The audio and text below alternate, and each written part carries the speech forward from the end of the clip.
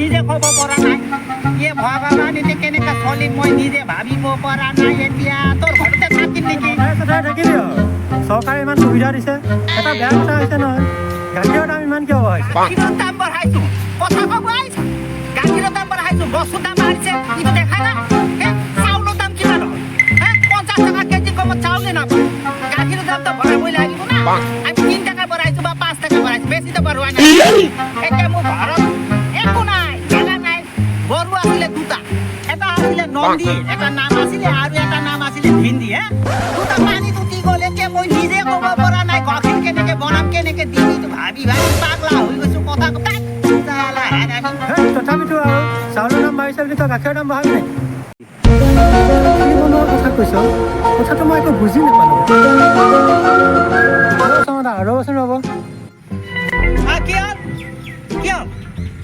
বানপানীনো কেনেকৈ হ'ল মথাউৰি ভাগিল নেকি কথা ক'ব আহিছা কেনেকা পানী উঠিছে কেনেকে মথাউৰি ভাঙিছে মইতো নেজানো না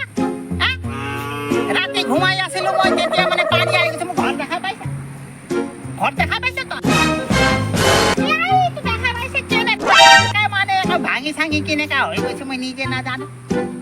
কিমান কষ্ট